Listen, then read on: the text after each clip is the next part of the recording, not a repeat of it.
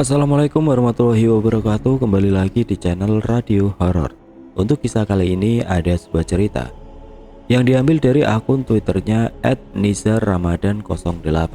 Dan untuk kisah yang akan saya bawakan kali ini yaitu sebuah kisah yang berjudul Rumah Mbah.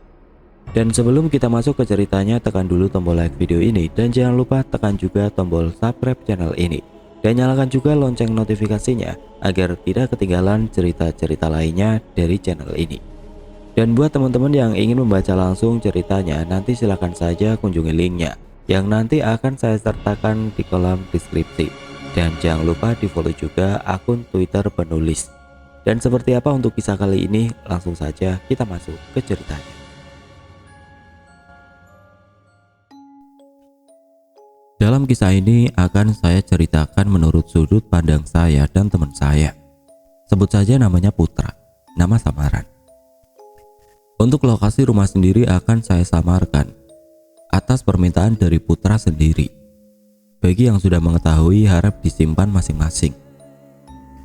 Tahun 2016 merupakan tahun di mana saya memberanikan diri untuk mencoba menjadi seorang pendaki gunung. Bersama dengan rekan-rekan yang lain, saya memulai pendakian pertama saya menuju Gunung P di Kabupaten M. Karena jarak lokasi yang cukup jauh, saya menelpon Putra, rekan kuliah saya. Saya menelpon agar kami diizinkan beristirahat sejenak di rumahnya. Mengingat lokasi rumahnya memang berada di tengah jalur yang akan kami lewati. Putra setuju mengiyakan, kami pun berangkat. Setelah kurang lebih 1,5 jam perjalanan, kami sampai di rumah Putra. Kami mengucap salam yang disambut dengan Putra beserta kedua orang tuanya. Kami diizinkan masuk. "Mau pergi kemana kalian, nak?" tanya ibu Putra. "Mau mendaki ke Gunung P, Bu." Memang aku sendiri sudah sering main dan sowan ke rumah Putra. Oleh karena itu orang tuanya sudah biasa dengan kedatanganku ke sini. "Ya sudah, menginap di rumah Mbak dulu saja. Besok pagi baru mendaki.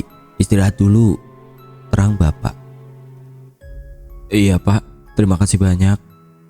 Setelah itu orang tua Putra pun meninggalkan kami. Putra mengambil kunci rumah dan kami berjalan menuju ke rumah Mbah. Lokasinya berjarak kurang lebih hanya 50 meter dari rumahnya Putra. Putra memberitahu bahwa rumah mbahnya sudah lama tidak dihuni karena memang mbahnya sudah meninggal sekitar 10 tahun yang lalu. "Loh, yang benar saja masa kita mau nginep di rumah hantu?" kata Ahmad, salah satu rekanku mendaki.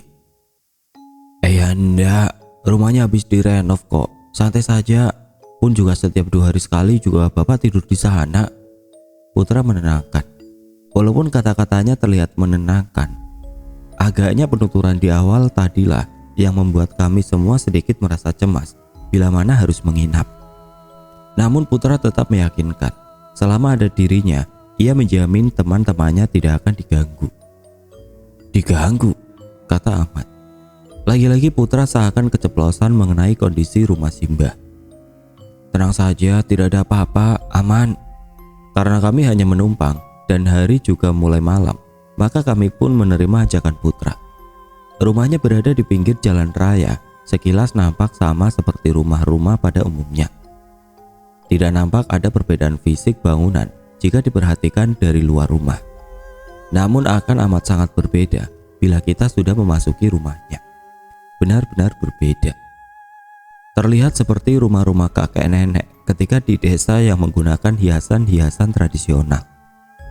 Baik dari jendela, pintu, lampu hias, lantai, hingga perabotan rumah. "Wih, panas gini?" ucap Ahmad spontan. "Panas apanya, biasa aja gini loh," sautku. Sejenak aku dan Ahmad saling pandang. Dari tatapannya, dia mengerti bahwa tidak sebaliknya dia berucap seperti itu. Dan aku mengangguk. "Sudah, silakan pilih kamar, tapi jangan kamar belakang ya. Sini-sini saja," tutur Putra. Tanpa banyak bicara kami mengiyakan. Rupanya suasana di dalam rumah ini cukup membuat kami semua untuk tidak banyak bicara. Dari ruang tamu, kami masuk ke ruang tengah. Di ruang tengah sendiri terdapat foto almarhum kakek dan almarhum nenek dari Putra. Putra berkata bahwa beliau-beliau ini dulunya adalah salah satu yang membabat desa ini. Kemudian kami berjalan menuju ruang makan.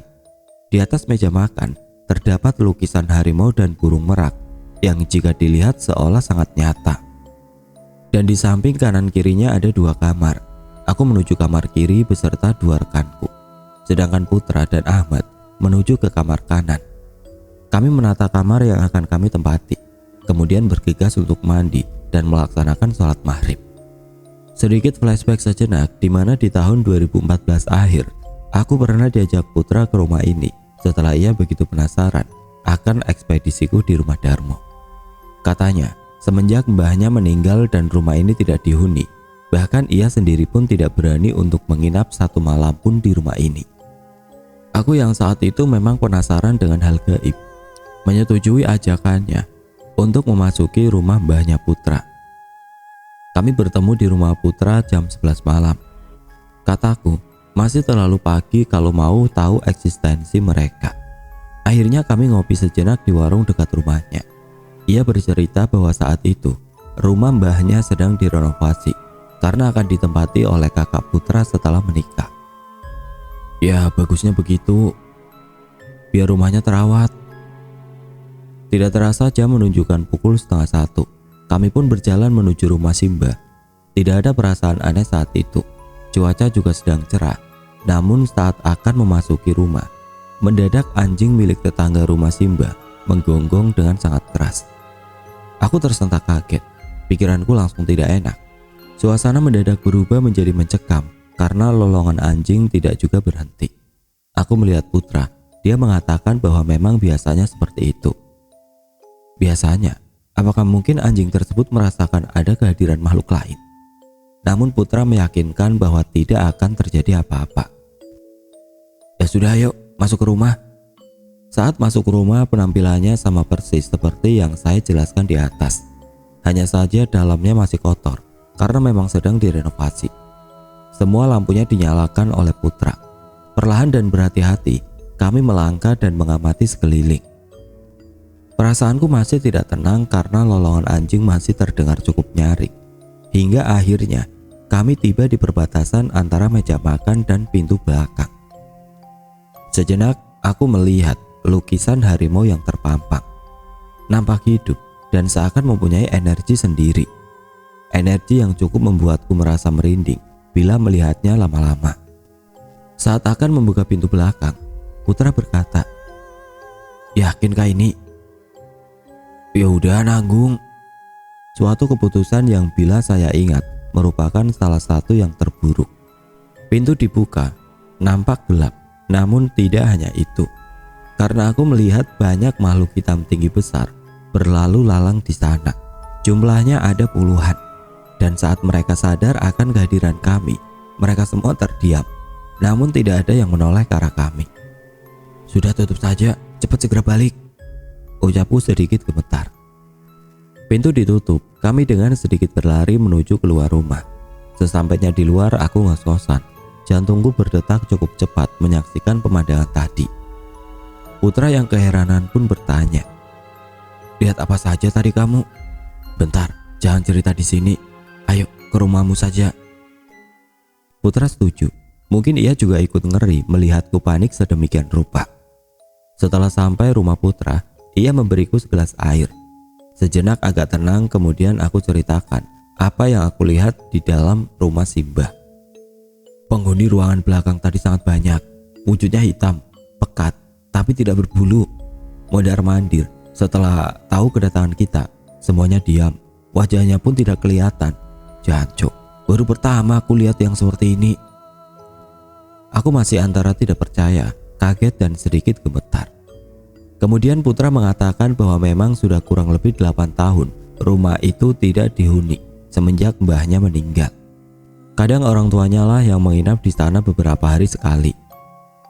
Aku sendiri ya tidak berani. Pernah disuruh ambil piring siang hari saja udah gak enak. Daripada ada apa-apa ya aku pulang saja. Kembali ke kisah awal, di mana saat itu kami sudah merapikan kamar dan bersiap mandi dan sholat maghrib. Bodohnya kami saat itu tidak mau untuk sholat jamaah dengan alasan masing-masing.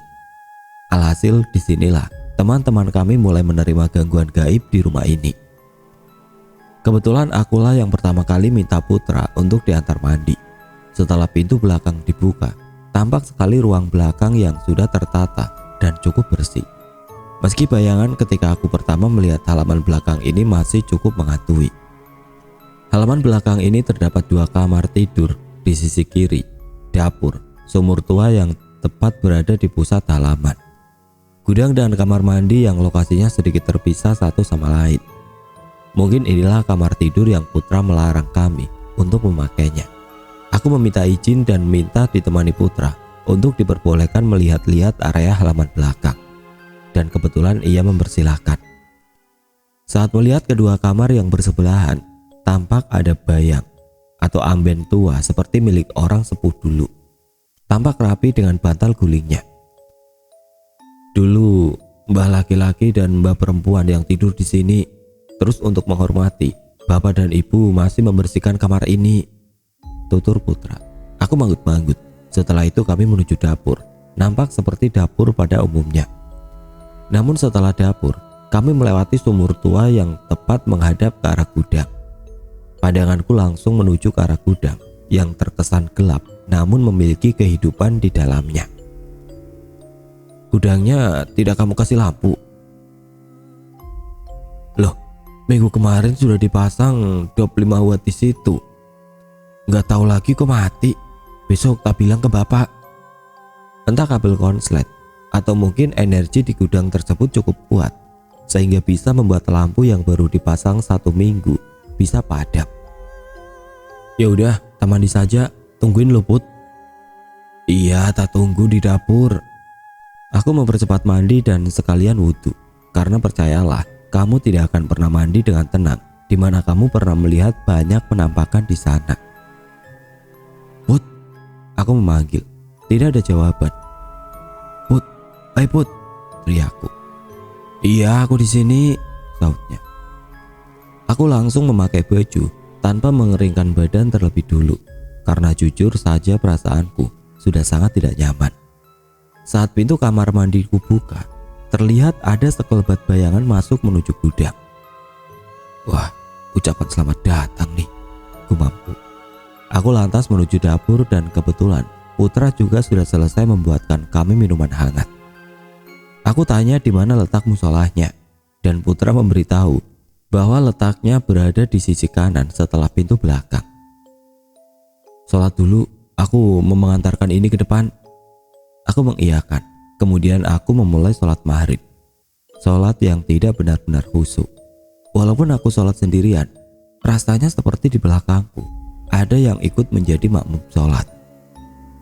Suhu ruangan menjadi sedikit agak pengap, padahal musola ini juga tidak memiliki daun pintu, yang mana juga membebaskan orang, angin atau sesuatu untuk keluar masuk ruangan ini.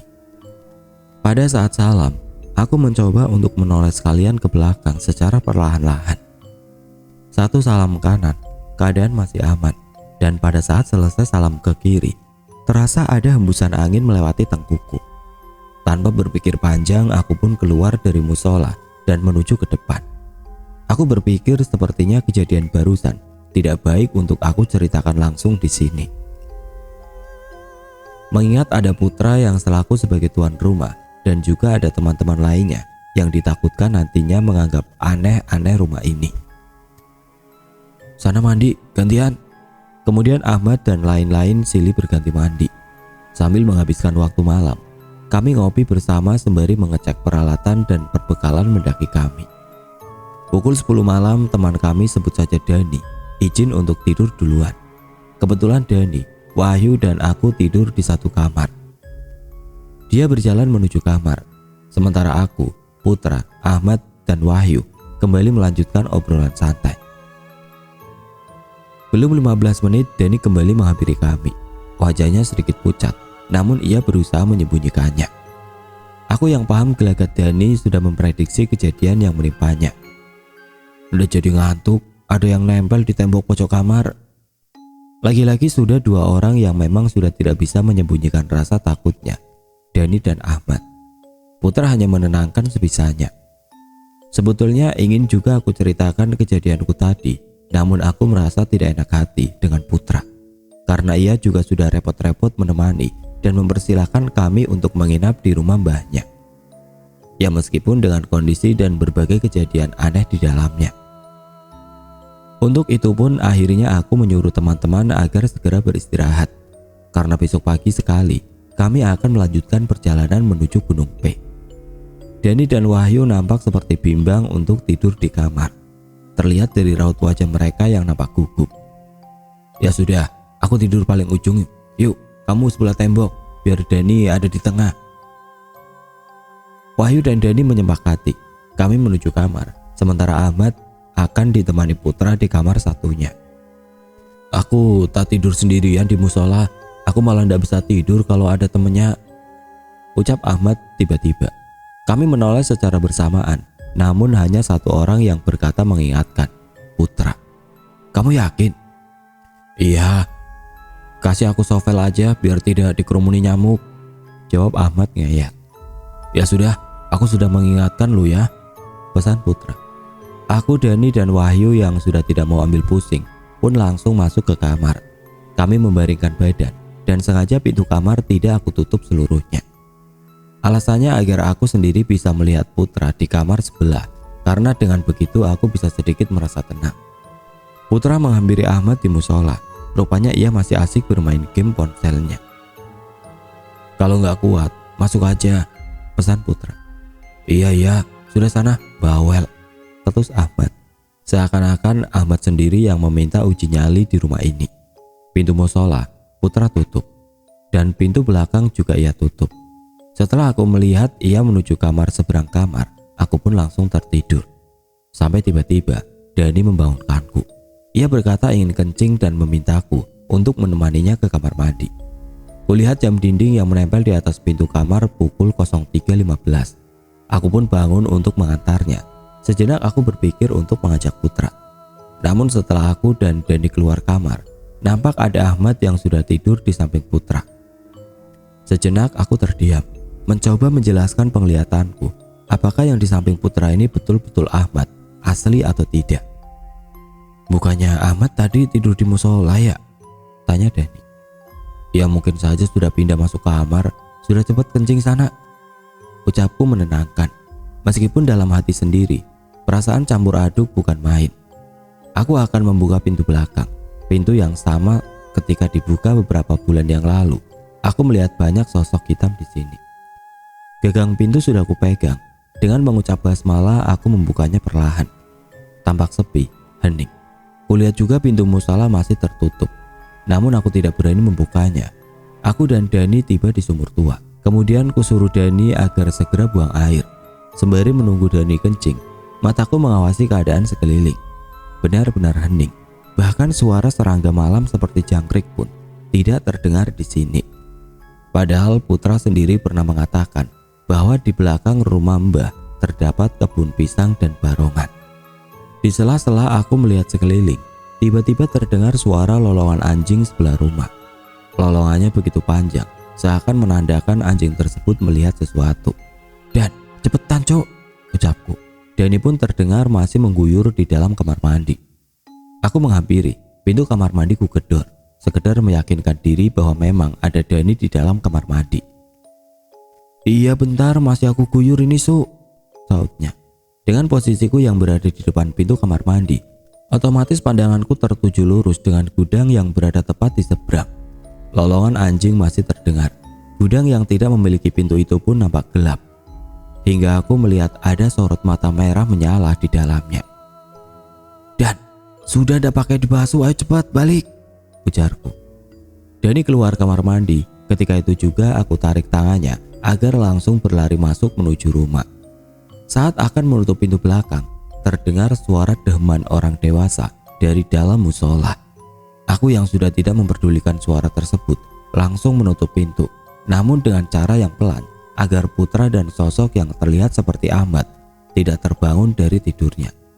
Anehnya, lolongan anjing pun ikut berhenti saat aku dan Dani kembali masuk ke dalam rumah. Kenapa sih cok? Buru-buru amat, kata Dani enteng. Loh, kamu gak denger apa anjing sebelah tadi menggonggong kayak tadi? Tanyaku agak emosi. Iya, yaudah yuk balik kamar aja. Aku yang bingung membalas ucapan anak ini, akhirnya mengajaknya kembali tidur. Dan kali ini pintu kamar sengaja kututup. Masih menjadi sebuah pertanyaan bagiku, apakah sosok yang di sebelah Putra tadi beneran Ahmad atau bukan? Setelah itu kami pun melanjutkan tidur. Dani yang mudah terlelap langsung hilang di telan mimpi. Sementara aku masih sedikit terjaga akibat pikiran yang tidak kondusif. Dari mulai melihat sosok yang menyerupai Ahmad hingga kejadian ketika mengantar Dani ke kamar mandi. Di sela-sela aku melamun tadi, tiba-tiba pintu kamar seperti diketuk dari luar. Tak tak. 2 kali, namun tanpa ada suara yang memanggil. Kalau Putra yang mengetuk, otomatis dia langsung saja masuk. Toh dia sendiri yang punya rumah. Lagi pula kamar juga tidak aku kunci dari dalam. Dan kalaupun itu Ahmad, harusnya juga ia langsung masuk aja sih. Toh juga sama teman sendiri. Tapi ketukan itu berulang, kali ini 3 kali. Tak tak tak. Kemudian dari luar terdengar ayam berkokok sangat panjang. Tidak salah lagi, pasti yang mengetuk bukanlah Putra maupun Ahmad. Aku pun menutup wajahku dengan menarik selimut yang dipakai Wahyu. Daripada aku tidak bisa tidur karena melihat wajah dari sosok yang mengetuk pintu tadi. Atau mungkin yang terburuk, ia akan membuka pintu dan masuk ke dalam kamar dengan memperhatikan wujudnya. Dan dalam selimut itu, aku pun terlelap sambil menahan rasa takut. Pagi hari pukul 7 aku terbangun. Kulihat sampingku, Dani dan Wahyu sudah tidak ada. Berarti mereka bangun lebih dulu. Aku merapikan tempat tidur. Setelah itu aku pergi ke kamar mandi untuk membasuh muka. Setelah itu aku ke depan. Dan di sana ada Wahyu, Ahmad dan Dani. Ketika aku tanya di mana Putra, Ahmad bilang bahwa Putra masih membeli sarapan. Nah, kebetulan karena Ahmad yang menjawab, maka aku tanyai aja sekalian di mana ia tidur malam tadi. Kamu itu sebenarnya tadi malam tidur di mana? Aku sebenarnya tidur di musola. Aku main sampai jam 1. Waktu mau tidur tiba-tiba pintu musola terbuka sendiri. Terbuka sedikit sebenarnya, tapi setelah itu aku lihat ada kepala perempuan yang ngintip. Wajahnya udah kelihatan, soalnya ketutupan rambut. Habis ngintip, aku buka pintunya. Ternyata tidak ada siapa-siapa. Dan aku baru sadar kalau yang tidur di sini itu cowok semua, gak ada ceweknya. Ya udah, akhirnya aku pindah ke kamar Putra. Sinting ya, padahal tidur di musola masih aja diganggu. Terang Ahmad bercerita. Walah, ternyata tadi malam itu benar kamu yang di sebelah Putra, saud Dani. Lah kalau yang di kamar Ahmad dan Putra, terus yang berdem di musola siapa? Tanyaku. Kami saling pandang, baik Ahmad, Wahyu dan Dani sama-sama mengangkat bahunya. Yuk, kok diem aja, nggak dikerjain tah? Tanya Ahmad. Kemarin sih waktu mandi aku berangkat sama Dani. Aku yang duluan mandi. Dani tak suruh nunggu. Setelah aku selesai, Dani masuk kamar mandi. Tumben lama ia mandi. Waktu aku nungguin, tiba-tiba Dani datang dari dalam rumah. Dia tanya, ngapain kamu di sini? Ya aku jawablah, aku nungguin kamu mandi. Dani bilang bahwa dia barusan dari depan merokok, belum mandi. Setelah itu aku ngecek kamar mandi dan ternyata hanya keran air yang menyala tanpa ada orang di dalamnya. Wahyu mengakhiri cerita. Makanya aku kemarin alasan ke Putra lagi gak enak badan, makanya gak mandi. Hasilnya ya gara-gara kejadian sama Wahyu itu. Dani meneruskan. Sudah jangan diceritakan. Tidak pantas. Kita sudah dikasih tempat menginap saja, sudah alhamdulillah. Iya, tapi juga nggak gini juga tempatnya, saud Ahmad. Jujur memang, antara bersyukur atau apes kami mendapat sambutan yang kurang baik dari penghuni rumah mbahnya Putra. Sebentar kemudian Putra datang membawakan kami sarapan.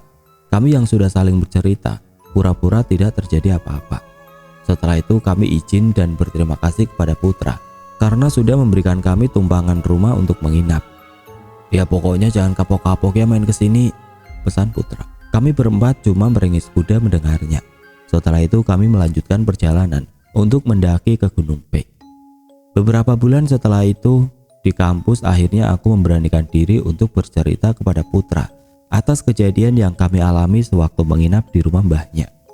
Putra yang mendengar itu sepertinya tidak terkejut. Ia malah bercerita bahwa setelah kami menginap, rumah itu pun sempat juga dipakai singgah sahabat-sahabatnya sebelum bertolak ke wisata daerah B. Dan mereka juga menceritakan kepada Putra hal yang hampir sama seperti yang kami alami waktu menginap di sana. Malah ada yang mendengar suara tertawa cekikan wanita jam 2 malam waktu temanku belum tidur di dalam kamar.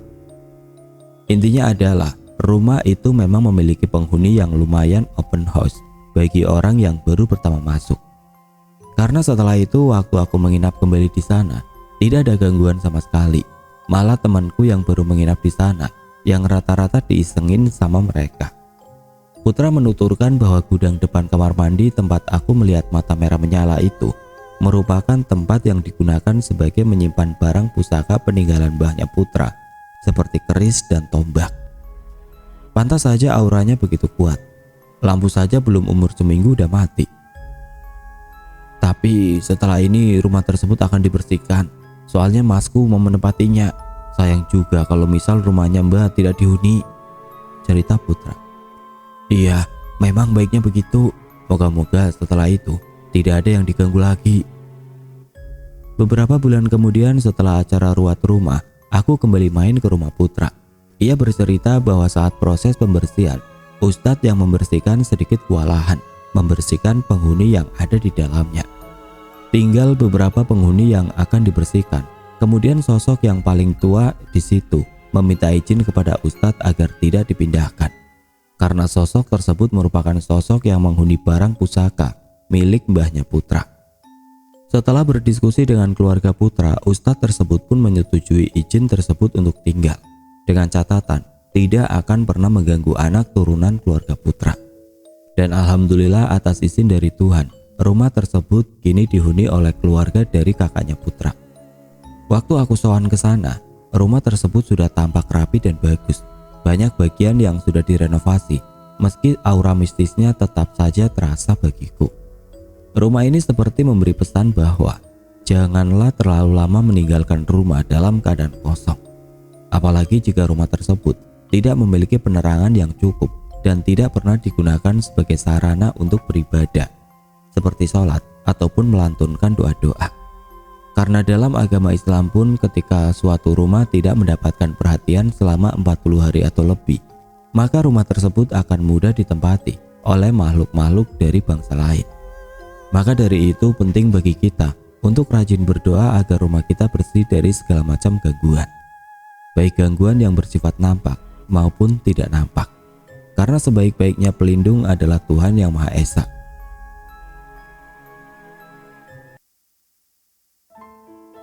Oke teman-teman, sekian untuk kisah kali ini. Semoga apa yang sudah saya sampaikan dalam kisah ini dapat dijadikan pembelajaran untuk kita semua. Dan buat teman-teman yang baru bergabung, jangan lupa untuk like, komen, share, serta subscribe channel ini.